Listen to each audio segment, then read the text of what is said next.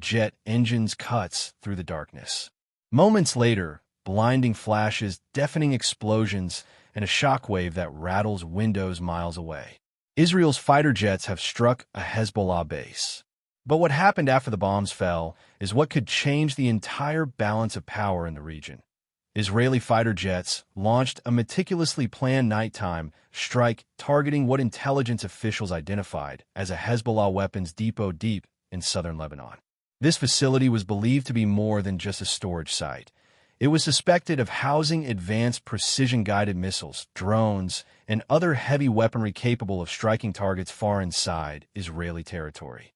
The mission involved both F-16 and F-35 aircraft, chosen for their ability to penetrate air defenses and deliver pinpoint strikes.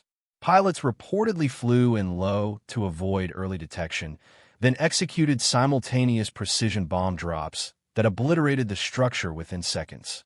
Sources suggest this site had been under surveillance for weeks, with satellite imagery and intercepted communications confirming Hezbollah's growing stockpile. The strike was not a random act of aggression, but rather a calculated move designed to cripple Hezbollah's offensive capabilities before they could be deployed, potentially altering the strategic balance in the region. The initial blasts from the Israeli strike were powerful enough to be felt several kilometers away, shattering windows in nearby villages and sending shockwaves through the surrounding hills. Almost instantly, a chain of secondary explosions erupted from within the target site, rapid, thunderous bursts that lit up the night sky like a series of fireballs. These detonations strongly indicated that large quantities of munitions, fuel, or volatile materials were stored inside, amplifying the destructive force well beyond the initial impact. Thick black smoke billowed upward, forming a massive column visible from miles away, while the acrid smell of burning explosives hung heavy in the air. Eyewitnesses reported that the heat from the inferno could be felt from the edges of nearby roads, and emergency crews struggled to approach the scene due to ongoing flare-ups. The scale of the destruction suggested that the strike had not only eliminated the facility itself, but had also wiped out much of its lethal inventory in a single, decisive blow. Within just hours of the strike, Hezbollah moved to demonstrate that it remained capable and willing to respond. From concealed launch sites scattered across southern Lebanon, fighters unleashed a coordinated volley of rockets aimed at northern Israel. The night air was pierced by the eerie wail of air raid sirens as towns and cities along the border went into lockdown. Families scrambled into bomb shelters, while Israel's Iron Dome defense system sprang into action, intercepting many of the incoming projectiles in bursts of fiery counter-explosions high above the ground. Despite these defenses, some rockets slipped through, damaging property and sparking fires in open fields. The choice to retaliate so quickly was as much psychological as it was military, sending a message to both Israel and Hezbollah supporters that the organization's capabilities had not been fully diminished. Local Hezbollah-aligned media channels broadcast images of the launches, framing them as an act of resistance, while the group's spokespeople vowed that this was only the first phase of their response. The aftermath of the strike rippled quickly beyond the immediate battlefield, drawing swift and pointed reactions from across the region and the world. In Tehran, Iranian officials condemned the attack in strong terms, labeling it an unprovoked act of aggression and pledging continued support for Hezbollah.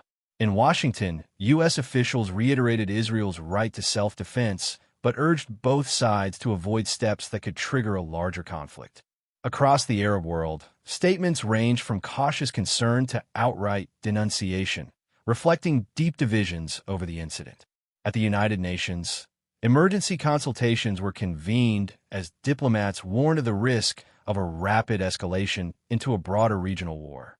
Humanitarian organizations also expressed alarm, noting that renewed fighting could displace thousands of civilians within days.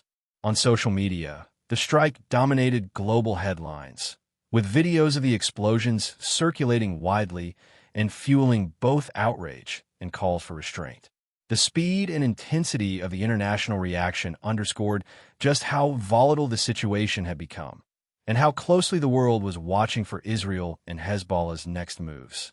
What unfolded was not an isolated military incident, but rather a chapter in a much larger and ongoing struggle for dominance in the Middle East. Israel and Hezbollah have been locked in a tense, often covert conflict for years, marked by periodic flare-ups, intelligence operations, and targeted strikes. Each move is calculated not just for immediate effect, but for the long-term shaping of strategic realities on the ground.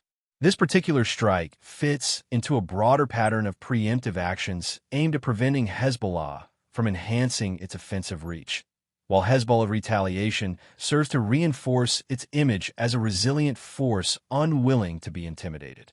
Behind both sides stand powerful allies and patrons, Iran for Hezbollah and the United States for Israel, turning every engagement into a potential flashpoint for wider regional involvement. The stakes are not limited to military supremacy. They also involve political leverage, territorial influence, and control over public narratives.